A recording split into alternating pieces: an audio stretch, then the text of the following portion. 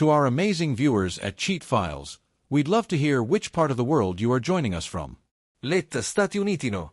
Now, let's dive into today's story. Chapter 1. De soldi esse ritorna. Dan Banks had killed 17 men in his career.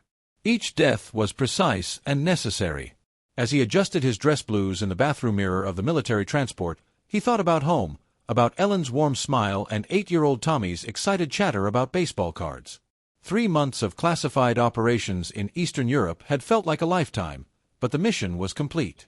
The arms dealer they'd been tracking was now feeding fish in the Danube. Dan's reflection showed a man carved from granite. He stood 6 feet 2 inches, his weathered face marked by a scar, a souvenir from Kandahar that ran from his left temple to his jaw. His steel-gray eyes had seen too much, but they softened when he thought of his family. Ellen Grimes had been his anchor since they'd met 7 years ago at a veteran support group. She'd lost her first husband in Iraq and understood the weight soldiers carried. When they married 2 years later, Dan inherited 5-year-old Tommy, and the boy became the son he'd never had. The plane touched down at Fort Bragg at 1,400 hours. Dan's commanding officer, Colonel Martinez, pulled him aside before dismissal. "Banks, you've got 2 weeks' leave. Then we need to discuss your next assignment. There's talk of a promotion, maybe a training position stateside." Dan nodded, distracted. He'd called Ellen that morning and told her he was coming home early. He wanted to surprise Tommy at his Little League game. Her voice had sounded strange, distant, but he figured it was probably just the stress of single parenting while he was deployed. The drive to their modest 2-story house in Fayetteville should have taken 40 minutes. Dan made it in 30, eager to hold his family. As he turned onto Maple Street, something felt wrong. His training kicked in, heightened awareness, scanning for threats. A sheriff's department cruiser sat in his driveway, North Carolina plates, local county. Not unusual. Ellen volunteered with the police auxiliary. Maybe it was just a social visit. But Dan's instincts, honed by years of staying alive in hostile territory, screamed danger. He parked across the street, observing. The house looked normal. Ellen's Honda was in the garage. Tommy's bike was on the front lawn. But the living room curtains were drawn tight, and it was only 3 o'clock in the afternoon. Ellen always kept them open. She loved natural light. Dan moved with the silence of a predator, using his key to enter through the back door. The kitchen was pristine, too clean. Ellen was neat, but not obsessive. This felt staged. He heard voices from upstairs, Ellen's laugh, high and breathless, followed by a man's deeper chuckle. The sounds were intimate, private. Dan's jaw clenched. As he moved toward the stairs, a muffled sound from below caught his attention. The basement. A thumping, rhythmic and desperate. Dan's blood turned to ice. "Tommy," he whispered. The basement door was locked from the outside with a deadbolt Ellen claimed was for storage security. "Installed it himself," he muttered. His hands shook as he turned the lock, and what he found downstairs would haunt him forever. The basement had been converted into something from a nightmare. Tommy sat chained to a support beam, his wrists raw from the struggle. Duct tape covered his mouth, his eyes wide with terror and relief when he saw his father. But it was the setup around him that made Dan's vision go red. Video cameras on tripods, professional lighting, a laptop open and recording. "Dad!" Tommy's muffled scream came through the tape as Dan rushed to free him. Footsteps thundered down the stairs. "What the hell are you doing here?" The voice was commanding, authoritative. Dan turned to see a tall man in a sheriff's uniform, mid-40s, with blonde hair and cold blue eyes. "His name tag Reed Kappa. Honor." Behind him, Ellen appeared, her face pale, wearing only a silk robe. "Dan, you weren't supposed to be back until—" "Until when?" Dan's voice was deadly quiet as he pulled Tommy close, the boy clinging to him and sobbing. "Until you finished whatever sick game this is." Sheriff Kelvin O'Neill's hand moved to his weapon. "You need to calm down, soldier boy. "You're interfering with official police business." Dan's laugh was hollow, devoid of humor. "Official business." "Is that what you call chaining an 8-year-old in a basement?" "Let's see how long he survives," Ellen said, her voice taking on a cruel edge Dan had never heard before. That's what we were going to find out. The woman he'd loved, trusted, and married was a stranger. Worse than a stranger, a monster. You made a grave mistake, Dan said, his voice carrying the promise of violence. You hurt my son. Chapter 2. Revelations in Blood. The standoff lasted 3 seconds. Dan Banks had survived Fallujah, Helmand Province, and countless classified operations because he could process threat assessments faster than most people could blink. Sheriff Kelvin O'Neill was reaching for his service weapon. Ellen was backing toward what looked like a panic button mounted on the basement wall. And Tommy, his son, in every way that mattered, was traumatized and needed immediate medical attention. Dan moved like death itself.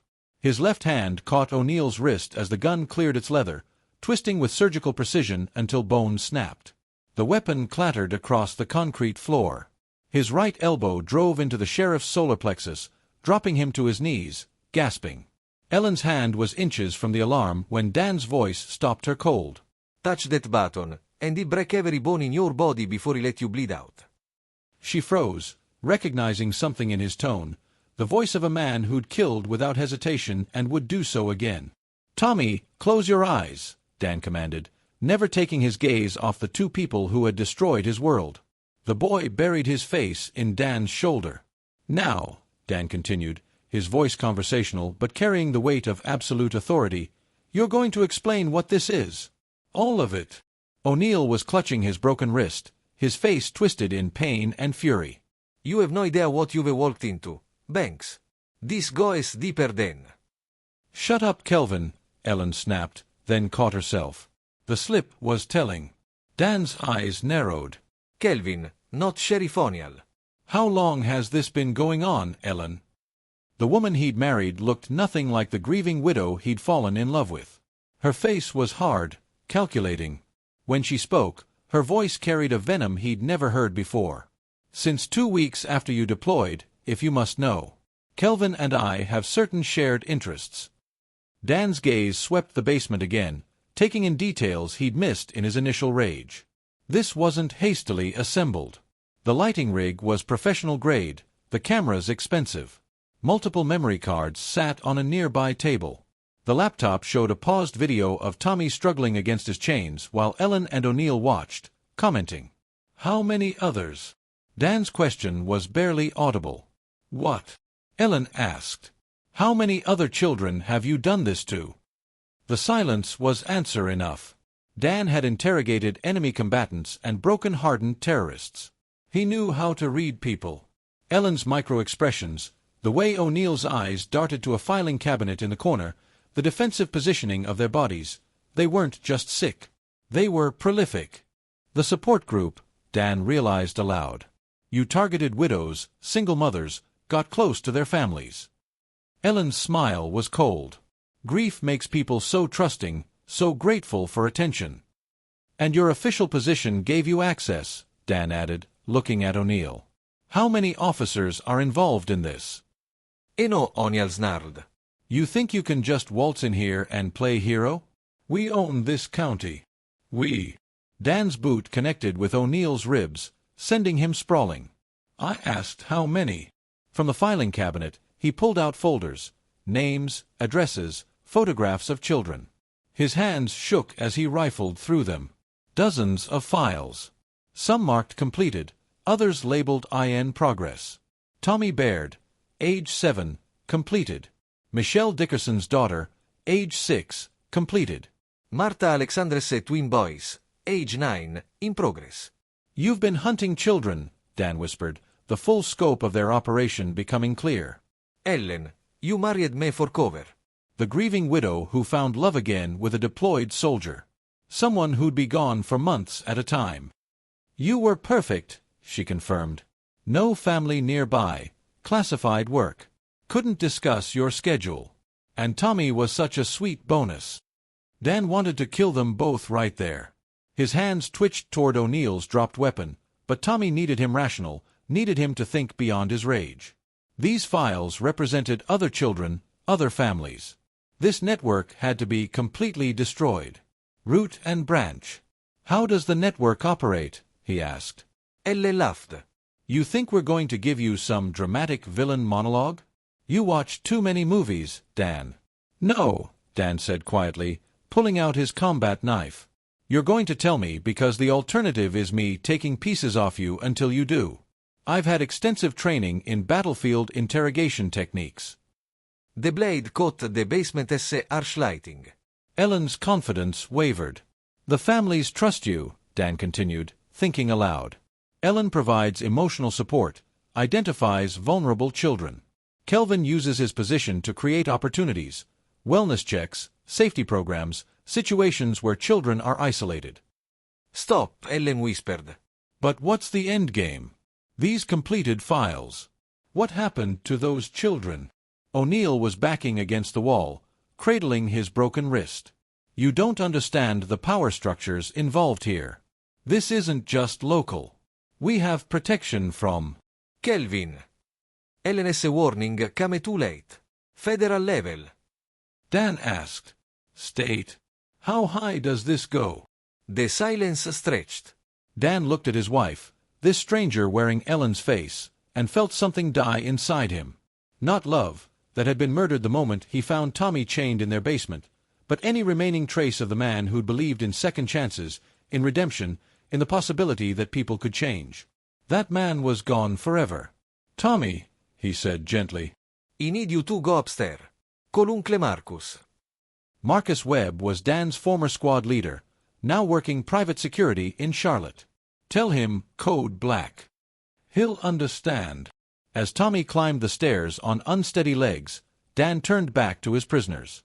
Because that's what they were now, prisoners of war in a conflict they'd started the moment they touched his son. "Here's what's going to happen," Dan said, his voice carrying the finality of a death sentence. "You're going to give me every name, every location, every detail of this operation. Then you're going to help me destroy it completely. And if we refuse—" "Onial challenge." Dan's smile was empty of everything except promise. "Then I'll show you why they sent me to places that don't exist on maps to do things that never happened." Chapter 3. The Art of War. Marcus Webb arrived within 90 minutes, bringing equipment that would have made the NSA envious. Dan's former team leader took one look at the basement setup and didn't ask questions. He simply began documenting everything with military precision. The two men had been through enough black operations together to communicate with glances and gestures. "How deep?" Marcus asked, photographing the filing cabinet contents. "Federal connections, according to our friend here." Dan nodded toward O'Neill, who was zip-tied to a chair. Ellen sat similarly restrained nearby, her earlier arrogance replaced by growing fear. Marcus whistled low. "That complicates extraction." "Doesn't complicate elimination." While Marcus worked, Dan studied the network structure. It was more sophisticated than he'd initially realized. Ellen and O'Neill weren't just opportunistic predators, they were part of a coordinated system. The files revealed the pattern. Children were selected, isolated, and either used for local production or relocated to facilities in other states. The completed files weren't deaths, Dan realized with growing horror. They were sales records. "Transport manifests," he said, finding a separate folder. "They're trafficking them." Ellen finally spoke, her voice desperate. "Dan, you have to understand. We never killed anyone. These children, they're going to people who can provide for them, give them better lives." Dan's backhand sent her chair skidding across the concrete. "Better lives." "Tommy was chained to a wall while you filmed him. Was that better?" That was Kelvin's idea. He said we needed insurance, something to keep you in line when you got back." "Insurance." Dan's voice was deadly quiet. O'Neill looked up from where he'd been feigning unconsciousness. "We knew about your next assignment." "Training position at Quantico. FBI liaison work." "We needed someone on the inside." The scope of their plan hit Dan like a physical blow. They'd orchestrated everything: the marriage, the adoption, his military career trajectory. He wasn't a husband who'd been betrayed. He was a mark who'd been played from the beginning. "How long has this been planned?" he demanded. 3 years, Ellen admitted. "Since we identified you as a high-value target." Marcus paused his documentation. "Target for what?" "Recruitment," O'Neill said. "The network always needs military assets, especially special operations personnel with clean records and psychological evaluation scores indicating strong moral flexibility under pressure. Moral flexibility, Dan repeated. You thought torture would make me join you? We thought finding Tommy's body would break you, Ellen said matter-of-factly. Grief makes people malleable. Then Kelvin would investigate, be your shoulder to cry on, and introduce you to opportunities for financial enhancement. It's worked before. Dan stood perfectly still, processing the revelation. They'd planned to murder Tommy, then use his grief to recruit him into child trafficking. The cold calculation of it was staggering. The other families, he said. How many military targets? 17 active recruitments, O'Neill answered, perhaps hoping cooperation might save his life. Different approaches for different psychological profiles. Some through romance, others through financial pressure, blackmail, or family threats. Marcus held up a file marked Operation Broken Arrow.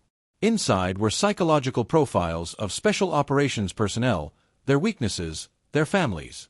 Dan's own profile was there, marked Primary Target, Phase 3. Fase 3.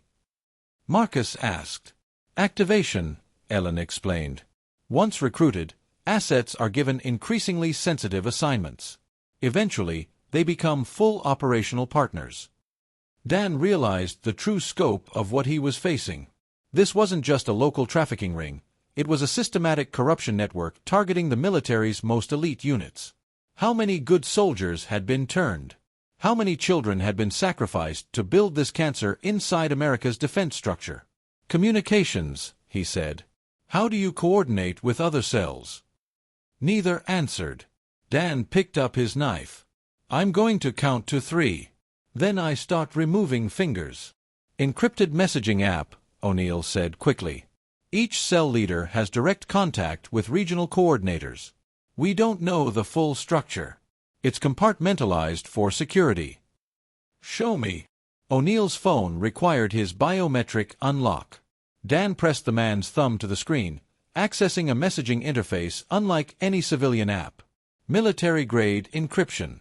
But the conversation histories revealed the network's tentacles reaching across multiple states and multiple agencies. Jesus Christ, Marcus Breed, reading governance shoulder. ATF, DEA, state police, sheriff's departments, federal contractors. This is a full-spectrum infiltration. Dan scrolled through operational summaries. The network had been building for over a decade, starting small with local corruption, expanding into human trafficking, and now approaching something that looked disturbingly like a shadow government. Who runs it? He asked. We don't know, Ellen said. Orders come down through cutouts. Regional coordinators report to state coordinators. They report to someone we've never met. Dan didn't believe her. Someone this organized, this careful, wouldn't compartmentalize completely. There had to be face-to-face meetings, verification protocols, trust-building exercises. He was about to push harder when Marcus grabbed his arm. Vehicle approaching. 2 minutes out. Dan looked at the security monitors Marcus had activated. A black SUV with government plates was turning onto their street. Not police, not military. The kind of unmarked vehicle that meant federal law enforcement or intelligence services. Backup. Dan asked his prisoners. More like cleanup, O'Neill said with a sick smile. We missed our last check-in. Protocol dictates immediate site sanitization. Sanitization means everyone dies, Ellen explained helpfully. Including you and Tommy. Car accident, gas leak, murder-suicide. They have people who specialize in making problems disappear. Dan's mind raced. The basement was a tactical nightmare. One entrance, no cover, 2 hostages who couldn't be moved quickly. Upstairs, Tommy was vulnerable. The approaching team would have superior numbers, federal resources, and no constraints on collateral damage. But Dan Banks hadn't earned his reputation by fighting fair battles. Marcus, how much C4 did you bring? 2 pounds. Why? Because we're about to teach these federal bastards what happens when you threaten family. Dan's smile was the last thing either Ellen or O'Neill ever saw. Chapter 4, Blood Debts. The explosion took out the basement, the foundation, and the better part of the first floor. Dan and Marcus had evacuated Tommy through the storm drainage system behind the house 60 seconds before the charges detonated. From their position in the neighboring woods, they watched the black SUV's occupants race toward the burning ruins. Their tactical formation was professional but useless against an enemy who had already repositioned. Forman team, Marcus observed through binoculars. Federal gear, but no identifying marks. Shadow units, Dan said. Probably CIA or DHS contractors. Tommy was wrapped in Dan's jacket, still processing the reality that his home had just been reduced to smoking rubble. "Are Ellen and the sheriff dead?" he asked quietly. "Yes," Dan answered without hesitation. "They can't hurt you anymore." The boy nodded, dry-eyed. At 8 years old, he'd already learned that some people wore friendly masks while harboring monsters underneath. That lesson would serve him well in the years to come. Dan's phone buzzed. A text from an unknown number. "We have more children. Cease operations or they die." "They're fast," Marcus noted. Network response within 15 minutes of the explosion. "Which means they're local," Dan replied, typing back. "Locations and proof of life, or I burn down everything." The response was immediate. Photographs of 5 children, ages ranging from 6 to 10, zip-tied in what looked like a warehouse. Dan recognized 2 faces from the basement files. Martha Alexander's twins, listed as in progress. Warehouse District. Industrial Road. Come Alone. "Obviously a trap," Marcus said. "Obviously," Dan agreed. "Which is why we're not walking into it." Instead, they spent the next hour conducting reconnaissance from multiple angles.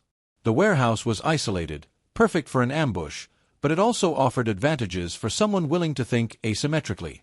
Dan had spent years fighting enemies who used human shields, who hid among civilians, who believed Western soldiers were constrained by rules of engagement. Those enemies had never met anyone like Dan Banks. "Perimeter security?" he asked. 6 men, rotating patrol pattern every 20 minutes. Professionals, but they're expecting a frontal assault or a negotiation attempt. They're not expecting total war. The plan Dan outlined was simple in concept, horrifying in execution. Marcus would create a diversion on the east side of the building, explosives designed to look like an assault team breach. While security responded to that threat, Dan would infiltrate from the south, where thermal imaging showed the children were being held. "Rules of engagement?" Marcus asked. "No survivors," Dan said simply. "This network has been operating for over a decade. How many children do you think they've processed in that time? How many families destroyed?" Marcus nodded. "What about extraction?" "Once the children are secure, we continue up the chain." Ellen mentioned regional coordinators, state-level operations. "We hunt them all." "That's not a mission, Dan. That's a crusade." "Then we better start praying." The assault began at 2,100 hours. Marcus's diversionary explosives lit up the night, drawing security forces toward what appeared to be a multi-vector attack from the east. Dan used the chaos to penetrate the south wall, moving through the wall's interior like a shadow. He found the children in a converted office space, guarded by 2 men who were too focused on the explosions outside to notice death approaching from behind. Dan's knife work was silent, efficient, and practiced. The guards died without making a sound. "I'm here to take you home," he whispered to the terrified children as he cut their restraints. "Stay quiet." "Stay close. Do exactly what I say." Martha Alexander's twins, Bobby and Jerry Paul, looked up at him with the hollow eyes of children who'd lost faith in adult protection. But they followed his instructions, moving when he moved, stopping when he stopped, trusting him because they had no other choice. The extraction should have been clean. Dan had neutralized 6 more security personnel during their movement toward the exit, each kill surgical and silent. But as they reached the rendezvous point where Marcus waited with the vehicle, a familiar voice stopped him cold. Dan Banks, the great American hero. Dan turned, pushing the children behind him. Colonel Martinez, his commanding officer, stood 50 feet away with a rifle trained on them. Behind him were 4 more soldiers in combat gear, men Dan recognized from his own unit. "Sir." Dan's voice carried a lifetime of military conditioning, even as his mind raced to process this betrayal. "Did you really think we'd let you demolish years of careful cultivation over one compromised cell?" Martinez asked. The network has hundreds of assets: banks, military, law enforcement, intelligence services. What you stumbled into tonight was expendable. These are children, Colonel. These are assets, Martinez corrected. Valuable commodities in a very lucrative market. And you're about to become one, too. The trap was elegant in its simplicity. Dan had been allowed to rescue the children, to feel like he was winning, so that his capture would be more psychologically devastating. They wanted to break him completely before recruitment to ensure his loyalty through trauma bonding. They made one critical miscalculation. Dan Banks was already broken. He had been since the moment he found Tommy chained in their basement. What stood before them now wasn't a soldier constrained by law or morality or chain of command. It was something much more dangerous, a father with nothing left to lose. "Marcus," he said quietly into his comms. "Light them up." The sniper rifle's report echoed across the warehouse district as Colonel Martinez's head exploded like a watermelon. Before his body hit the ground, Dan was moving, the children forgotten as he transitioned into full combat mode. The firefight lasted 3 minutes. When it ended, 4 of America's elite special operations personnel lay dead in the parking lot, killed by men they'd trained, men they'd betrayed, men who understood that some lines, once crossed, erased every bond that had previously existed. "Dad." Tommy's voice came from the vehicle where Marcus had positioned the rescued children. Dan looked down at his hands, covered in blood, at the bodies around him, at the children who'd witnessed yet another demonstration of adult brutality. He thought about the network, the scope of corruption, the impossibility of fighting an enemy embedded within the very institutions meant to protect innocents. "We're going to need help," he told Marcus. "What kind of help?" Dan's smile was empty of warmth but full of promise. The kind that doesn't ask questions and doesn't leave witnesses. Chapter 5. Gathering Storms. The Safe House was an abandoned auto shop on the outskirts of Charlotte, one of dozens of off-grid locations Marcus maintained through his private security contacts. Dan sat at a folding table covered with files, photographs, and electronic devices recovered from the warehouse. The rescued children slept fitfully in the back office, their dreams haunted by experiences no child should endure. Tommy was different from the others. He hadn't spoken since leaving the warehouse, hadn't cried, hadn't shown any of the normal reactions Dan expected from an 8-year-old who'd witnessed multiple violent deaths. Instead, he'd helped organize the evidence with disturbing efficiency, his young mind already adapting to a world where monsters wore badges and uniforms. "We've got a problem," Marcus announced, returning from his communications setup. The explosion at your house made national news. Domestic terrorism investigation. FBI task force. The works. Cover story. Dan asked without looking up from Colonel Martinez's encrypted phone. Gas leak explosion killed 3 people. You, Ellen, and Sheriff O'Neill. Tommy's body was too damaged to identify, but he's presumed dead. You're officially a ghost. Good. Dead men don't leave paper trails. Dan had been systematically penetrating the network's communications for 6 hours. What he discovered made his blood run cold. The operation was vast, beyond his initial estimates. Coordinated trafficking networks in 47 states, international connections spanning 6 continents, and a client base that included high-ranking government officials, corporate executives, and foreign intelligence services. How many children? Marcus asked, reading over his shoulder. Conservative estimate. 10,000 processed through the system in the last 5 years alone. Dan's voice was clinically detached, but his hands shook as he scrolled through the transaction records. Average price point between 50 and 200,000, depending on age, appearance, and specifications. Specifications. Training. Some clients prefer children who've been broken in specific ways. Others want them completely undamaged. The network accommodates both markets. Marcus was quiet for a long moment. That's not law enforcement corruption, Dan.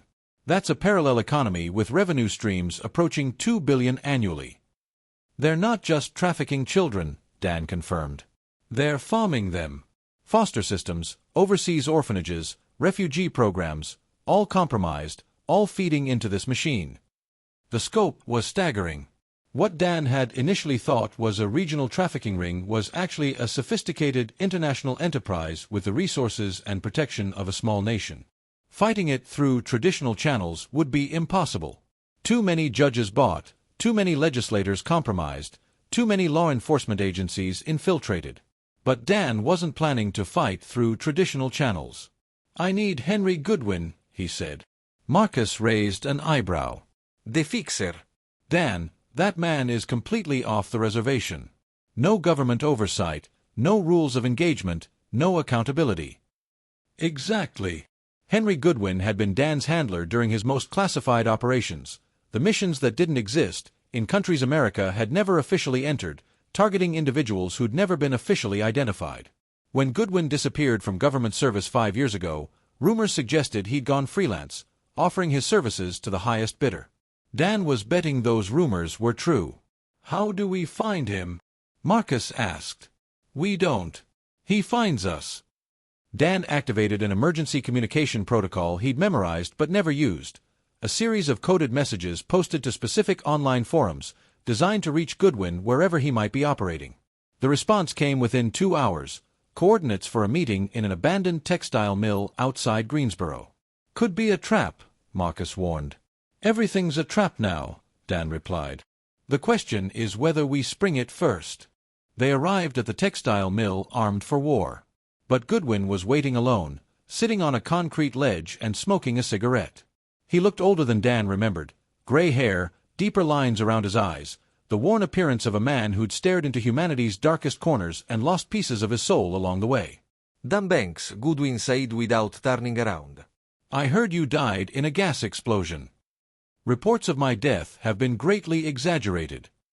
Along with your wife and son, according to the news reports." Goodwin's eyes found Tommy, who stood beside Dan with the watchful stillness of a child who'd learned that safety was temporary. "Interesting. I need your help, Henry." "I gathered that from your rather dramatic communication method." Goodwin stubbed out his cigarette. "What is the target?" Dan handed him a folder containing everything they'd uncovered about the network. Goodwin read in silence, his expression never changing, but Dan noticed his hands tighten on the papers. "Ambitious," Goodwin said finally. "Stupid, but ambitious.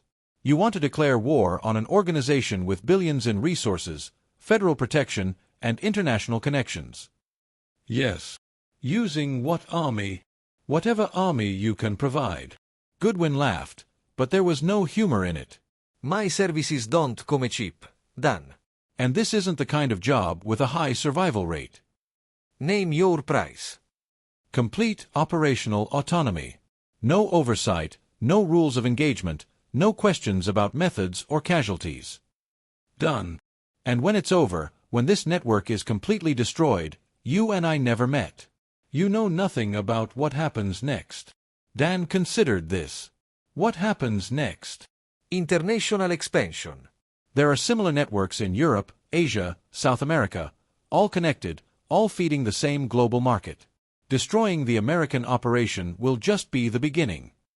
The implications hit Dan like a physical blow. This wasn't about saving his son or getting revenge on Ellen and O'Neill. This was about uncovering a cancer that had metastasized throughout human civilization itself. "How long have you known?" he asked. "Years," Goodwin admitted. "I've been building assets, gathering intelligence, waiting for the right moment to move. Your little domestic situation just provided the perfect catalyst." "You've been watching me." "I've been watching everyone, Dan. The network recruits from military special operations for a reason. We're the only people with the skills and moral flexibility to fight them effectively."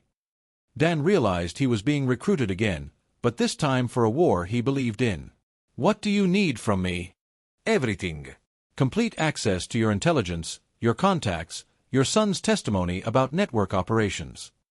Tommy's 8 years old.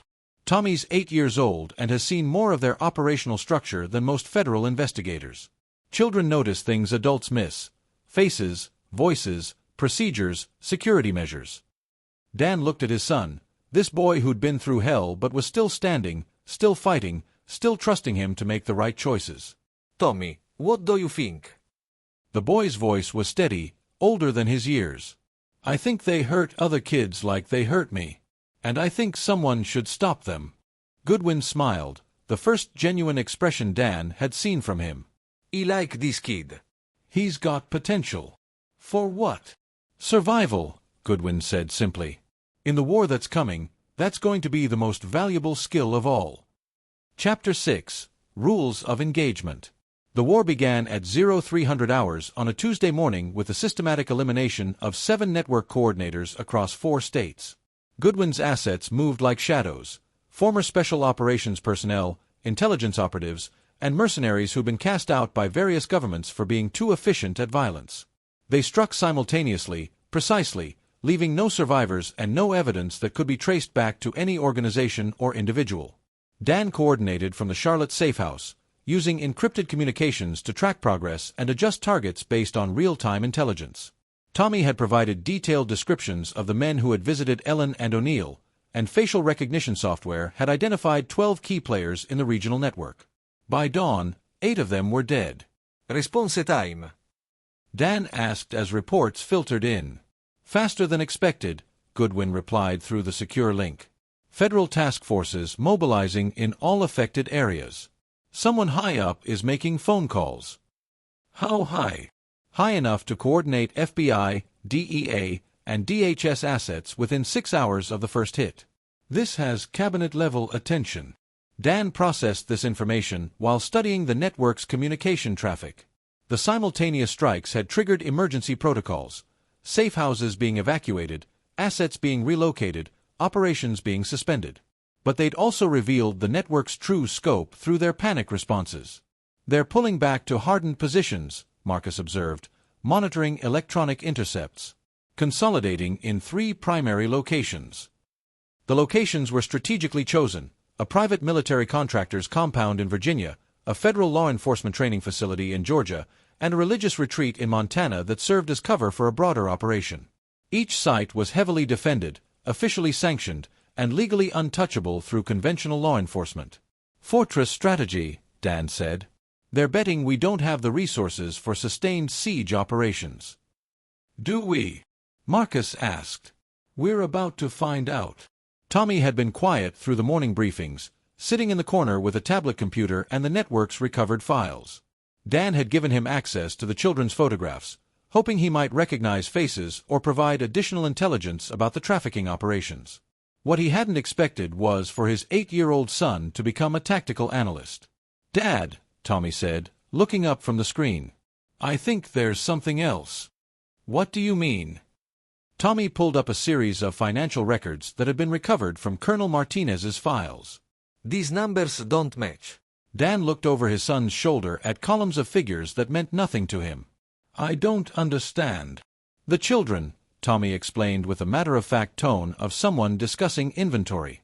They're saying they processed 10,000 kids, but the money they received was for maybe 3,000. Marcus joined them, studying the financial analysis Tommy had performed. The kid is right. Revenue projections versus actual payments show a significant discrepancy. What does that mean? Dan asked. It means they're lying about the numbers, Tommy said. Either they processed fewer children, or some of them weren't sold, Marcus finished. They were kept. The implications sent ice through Dan's veins. If 7,000 children hadn't been trafficked to external buyers, where were they? What was the network doing with them that was more valuable than an immediate sale? Research. Goodwin's voice came through the comm system as he returned from coordinating the next phase of operations. Medical experimentation, psychological conditioning, specialized training programs. The network isn't just trafficking children. They're manufacturing them. Manufacturing them for what? Next-generation assets. Operatives who've been conditioned from childhood to follow orders without question, to adapt to any environment, to feel no emotional attachment to targets or operations. Dan thought about Tommy's unusual calmness during the violence, his analytical approach to the network structure, his acceptance of necessary brutality. How long does the conditioning take? Varies by age and psychological profile, Goodwin said, as if reading his mind, but generally speaking, children processed through the system emerge as functional sociopaths with specialized skills. And the ones who don't adapt? Disposed of, Goodwin said simply. The network has very high standards for quality control. Dan was quiet for a long moment, studying his son with new eyes. Tommy had been scheduled for processing, had survived the initial stages of the network's program. How much conditioning had already occurred? How much of his calm acceptance was natural resilience, and how much was a programmed response? The 3 facilities, Dan said, changing the subject before his thoughts could spiral further. What's our approach? Simultaneous assault, Goodwin replied. Overwhelming force, maximum casualties, complete destruction. No prisoners, no survivors, no evidence left behind. Collateral damage. Acceptable. These facilities process hundreds of children annually. Whatever losses we incur in the assault will be insignificant compared to the lives saved by a permanent shutdown. Marcus was studying satellite imagery of the 3 targets. The Virginia compound has military-grade defenses, anti-aircraft systems, hardened bunkers, reaction forces. This isn't a raid. It's a military operation. Which is why we're not conducting a raid, Goodwin said. We're conducting a siege. The plan Goodwin outlined was breathtaking in its scope and brutality. Rather than a direct assault, they would systematically eliminate the infrastructure supporting each facility. Power grids, communications networks, supply chains, personnel transportation. The defenders would be isolated, blinded, and slowly starved of resources until they either surrendered or died of attrition. Timeline? Dan asked. 2 weeks for complete isolation. Another week for them to realize no help is coming. Final assault when they're weak enough to offer minimal resistance. And the children inside. Unknown variables, Goodwin admitted.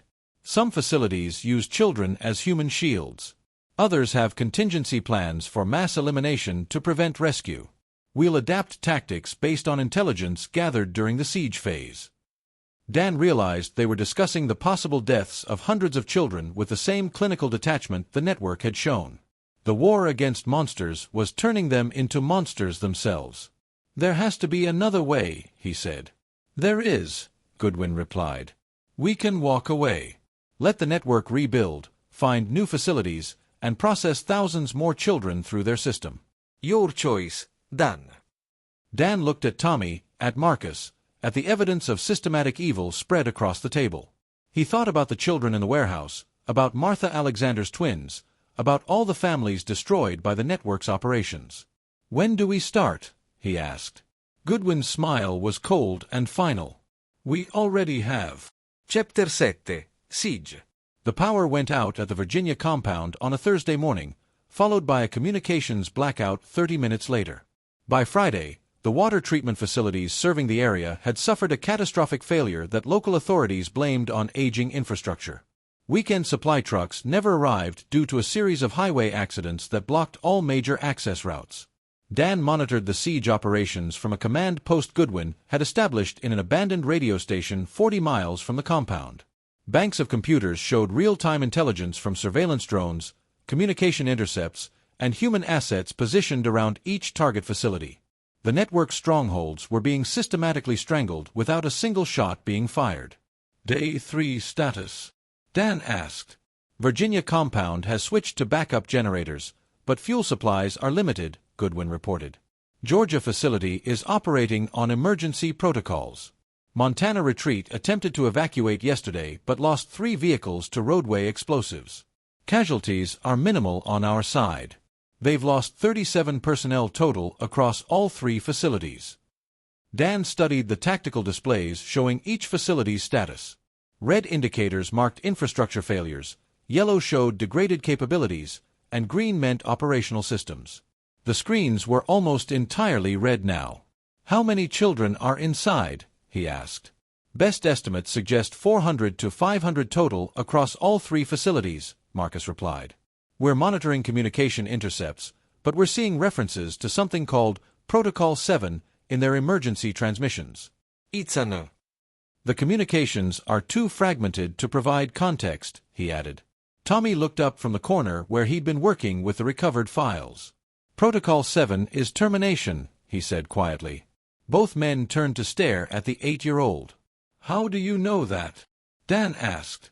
Ellen talked about it sometimes on the phone. If operations were compromised, if rescue was imminent, if the network was threatened with exposure. Tommy's voice was matter-of-fact, clinical. Kill all the children. Destroy all evidence. Blame external terrorists. Mass murder, Marcus Breed. Insurance, Tommy corrected. The children can't testify. Destroyed facilities can't be investigated. Terrorist attacks justify increased security funding. Dan felt something cold settle in his stomach. How long before they implement Protocol 7? 2 hours after initial compromise detection, Tommy replied, consulting his notes. But variables include external pressure, media attention, and assessment of rescue probability. Which means tomorrow, Goodwin said, having listened to the conversation. They implement tomorrow morning. Which means we assault tonight. The plan for a simultaneous assault had been refined over 3 days of surveillance and intelligence gathering. Each facility would be hit by separate teams using different tactics. The Virginia compound required a heavy assault due to its military defenses. Georgia would be infiltrated through its compromised water system. And Montana would face a siege-breaking ground attack designed to look like domestic terrorism. Rules of engagement. Dan asked. Kill everyone except the children, Goodwin replied. Anyone old enough to be complicit in the operation dies. Anyone young enough to be a victim gets extracted. How do we tell the difference? Age cutoff is 16. Below that, they're victims. Above that, they're combatants. Dan thought about teenage victims who might have been conditioned into compliance, about young adults who've been processed through the system and emerged as operational assets. The age cutoff was arbitrary, brutal, and probably the best they could do under the circumstances. What about evidence preservation? Marcus asked. Secondary priority, Goodwin said. Children first, intelligence second. Everything else is expendable. The briefing continued for another hour, covering extraction routes, communication protocols, and contingency plans for everything from air support to a nuclear attack. Goodwin's operation had resources Dan hadn't imagined: private military contractors, foreign intelligence assets, and technology that officially didn't exist. Who's funding this? Dan asked during a break. People who've been waiting for someone to declare war on the network, Goodwin replied. Wealthy families whose children were taken. Foreign governments tired of their citizens being trafficked. Intelligence services that lost personnel to network recruitment efforts. How long have you been planning this? 8 years. Since my own daughter disappeared during a school trip to Washington, D.C. Dan went quiet. He'd never known Goodwin had a family, had never thought about the personal motivations driving this operation. Did you find her? 2 years ago. In a facility in Thailand. Completely broken, completely programmed. Goodwin's voice was steady, controlled. She didn't recognize me.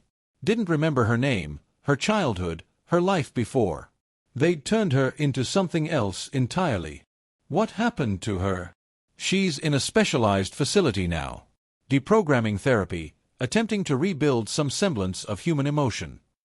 Goodwin looked directly at Dan. The doctors say she might recover basic function within 5 to 10 years. She might never remember being my daughter. I'm sorry. Don't be sorry. Be effective. As night fell, the assault teams moved into position around each target facility. Dan found himself assigned to the Virginia compound, leading a 12-man team through the perimeter defenses that had been systematically degraded over the past 3 days. Tommy remained at the command post with Marcus, monitoring communications and providing tactical intelligence based on his knowledge of network procedures. Overwatch in position, came the report through Dan's earpiece. Breach teams ready. Support elements standing by. Dan looked at the compound through his night vision scope. 3 days of siege had taken their toll. Emergency lighting instead of full illumination, reduced patrol patterns, defensive positions that suggested desperation rather than confidence. Execute, Goodwin commanded. The war's final phase began with silence, broken by sudden, devastating violence. Chapter 8, Blood and Fire. The assault on the Virginia compound lasted 47 minutes and left the facility looking like a war zone. Dan's team had breached through the eastern perimeter while diversionary attacks drew defenders toward multiple false targets. By the time the network security forces realized the true nature of the assault, half their personnel were dead, and the facility's children were being evacuated through tunnels Dan hadn't known existed. 63 children extracted, Marcus reported through the comm system as Dan moved through the compound's administrative sections. Ages 4 to 15. Various states of conditioning and physical trauma. Opposition casualties. Dan asked, stepping over the body of a guard who'd been trying to execute children when Dan's bullets found him. All hostile personnel neutralized. No survivors. Dan had stopped counting his personal kills after the first dozen. The network's defenders had fought with the desperation of men who knew capture meant either life imprisonment or immediate execution. But they'd been outgunned, outmaneuvered, and completely unprepared for an enemy with unlimited resources and no moral constraints. Administrative sections secured, he reported, finding himself in what appeared to be the facility's command center. Banks of computers showed operational data from sites across the globe. The American network was apparently just one branch of an international operation spanning every continent. Georgia facility reporting successful extraction, came another voice through the comms. 41 children recovered. Facility destroyed. Montana status. Complications. They implemented Protocol 7 before we breached. 38 children confirmed dead. Perpetrators eliminated. Dan felt the weight of those 38 deaths settle on his shoulders. 38 children who might have been saved if they'd moved faster, planned better, or anticipated the network's desperation more accurately. Download everything, Goodwin's voice cut through his guilt. We need complete intelligence on global operations. Dan began copying files from the command center servers, transferring terabytes of data that would take months to analyze fully. Transaction records, personnel files, operational procedures, client databases, everything the network had accumulated over years of systematic evil. Movement on the perimeter, someone reported. Federal vehicles approaching from multiple directions. How many? Convey strength. Looks like a full federal response. Dan realized they were about to transition from a rescue operation to a firefight with American law enforcement. The network's federal connections were mobilizing to protect their investment, probably with orders to eliminate all witnesses and classify the entire incident. Extraction protocols, he asked. Negative, Goodwin replied. We hold position and complete the mission. Against federal agents. Against enemy combatants wearing federal uniforms. The distinction was important. Dan had spent his career following orders, respecting authority, and believing in the institutions he'd sworn to protect. But those institutions had been compromised, corrupted, and turned into weapons against the innocent. The federal agents approaching weren't coming to rescue children or arrest criminals. They were coming to preserve a system that trafficked human beings for profit. ROE confirmed, Dan said into his comms. Anyone not wearing our colors is hostile. The siege's second phase began when federal vehicles surrounded the compound and loudspeakers announced demands for immediate surrender.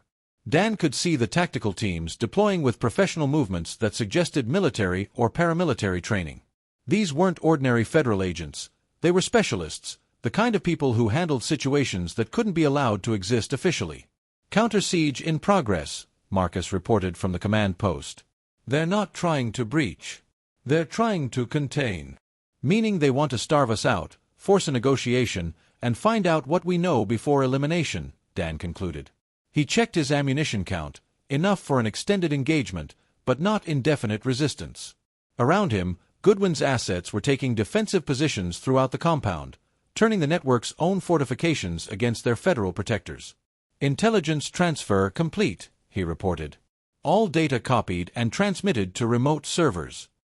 Phase 2 initiation, Goodwin announced. Global network exposure begins now. While Dan had been extracting data from the Virginia compound, Goodwin's international assets had been positioning themselves to release everything simultaneously. News organizations across 6 continents would receive complete documentation of the network's operations within the hour. Client lists, financial records, operational procedures, and video evidence of systematic abuse. What happens when that information goes public? Dan asked. War, Goodwin replied simply. Real war. Governments will fall. Intelligence services will be purged. Entire law enforcement agencies will be dissolved and rebuilt. And us. We become the most wanted fugitives in human history. The Federal Containment Force opened fire at 0347 hours, but their initial volleys hit empty positions. Goodwin's people had spent 3 days studying the compound's defensive capabilities and had positioned themselves to maximize the attackers' disadvantages. The network had built their facility to keep people in, not to keep determined enemies out. Casualty report. Dan called out as bullets shattered windows around him. 2 wounded, none killed. They're holding back, trying to minimize damage to the facility. Why? Evidence preservation, Tommy's voice came through the comms from the distant command post. They need to control the narrative, make it look like domestic terrorism instead of a rescue operation. Dan's 8-year-old son was providing tactical analysis during a federal assault. The absurdity of the situation would have been funny if people weren't dying around him. Incoming aircraft, someone reported. Multiple helicopters, military grande. Dan looked through a shattered window to see attack helicopters approaching from the south. Not police or federal law enforcement. Military assets that shouldn't have been operating on American soil without extraordinary authorization. How high does this go? He wondered aloud. All the way to the top, Goodwin answered. The network has been protected at the highest levels of government for over a decade. We just declared war on people who could authorize nuclear strikes. The helicopters opened fire with machine guns designed to destroy armored vehicles. The compound's walls, built to contain children, offered no protection against military-grade weapons. Dan threw himself behind a concrete barrier as bullets turned the air around him into a metal storm. "This is it," he said into his comms. "If anyone wants to surrender, now's the time." "Negative," came the immediate response from multiple voices. "We finish this." Dan smiled despite the circumstances. He was surrounded by the most dangerous men in the world, facing impossible odds against an enemy with unlimited resources, fighting a war that would probably end with all of them dead. It was exactly where he belonged. "Tommy," he said into his comms. "I need you to know something." "What, Dad?" "I'm proud of you. Whatever happens tonight, remember that you helped save a lot of children." "I know," Tommy replied, his voice steady. "And Dad, make them pay for what they did to us."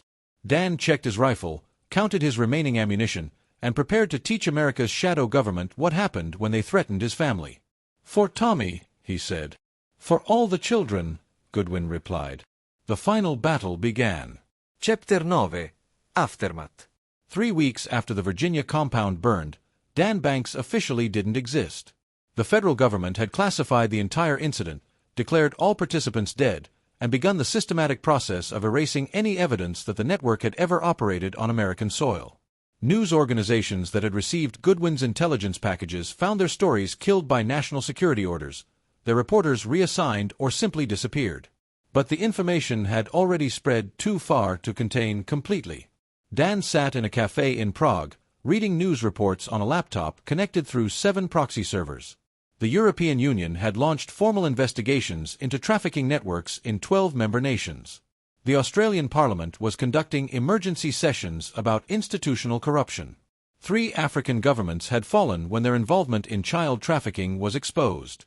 America remained officially silent, but unofficial sources suggested massive purges within federal law enforcement, intelligence services, and military special operations. The network's American branch was being systematically destroyed, its assets eliminated, its facilities closed and sanitized. "Coffee?" Tommy asked, sliding into the seat across from him. Dan's son looked older than his 8 years, carrying himself with the quiet confidence of someone who'd seen the world's worst possibilities and survived them.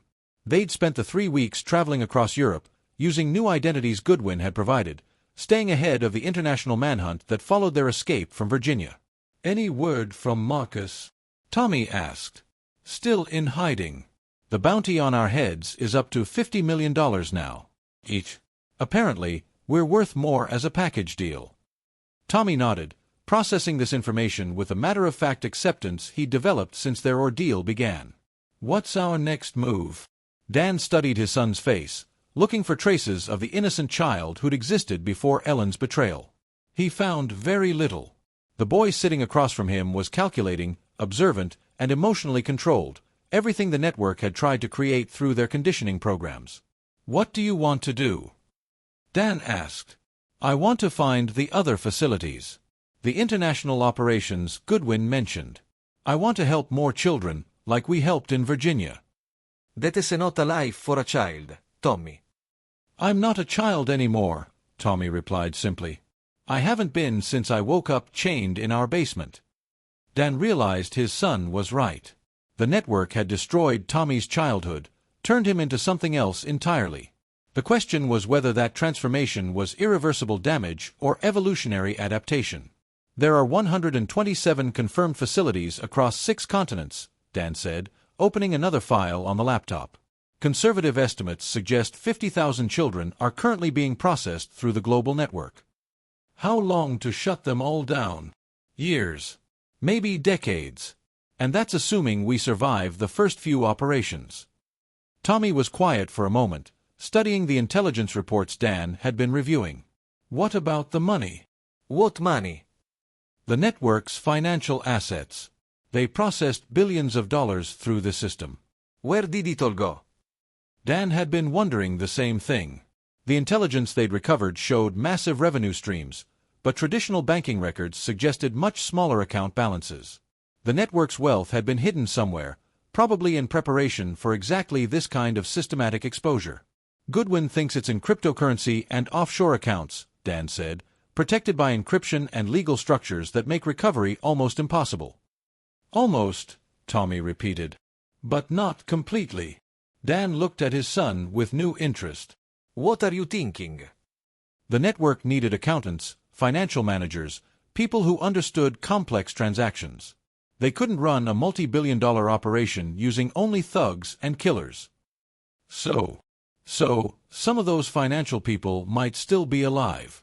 They might be willing to cooperate if they thought cooperation was their only chance of survival. Dan realized Tommy was proposing they hunt down the network's surviving financial infrastructure and extract account information through interrogation and intimidation. It was a sound tactical approach, but it would require them to become exactly the kind of people they'd been fighting against. That's a dangerous path, Dan warned. Everything's dangerous now, Tommy replied. The question is whether we want to be dangerous for good reasons or dangerous for no reason. Dan's phone buzzed with a message from an encrypted account. New intelligence on Asian operations. Facility in Thailand processing 200 più children. Window for intervention closing. Ash. Goodwin, Dan said, showing Tommy the message. The facility where his daughter was held, probably. He's been planning this for 8 years. Tommy stood up, leaving money on the table for their coffee. Then we better not keep him waiting. As they walked through Prague's crowded streets, Dan realized they'd crossed a line from which there was no return.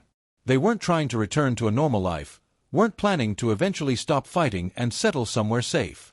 They'd become professional soldiers in a war that would probably last the rest of their lives. Tommy, he said as they approached the train station. Are you sure about this? Once we commit to this path, there's no going back to being a normal family. We were never a normal family, Tommy replied. Even before Ellen, even before the network. You were always a soldier, Dad. Now I get to be one too. Dan thought about the 8-year-old boy who'd been chained in their basement, terrified and helpless. That child was gone forever, replaced by someone harder, colder, more dangerous. The network had tried to create assets through systematic abuse and conditioning. Instead, they'd created their own perfect enemy. What do you want to be when you grow up? Dan asked as they boarded the train to Vienna. Tommy's smile was empty of childhood innocence but full of deadly promise. Exactly what I am now. Just better at it. The train pulled away from the station, carrying them toward their next mission, their next facility, their next opportunity to save children and destroy monsters.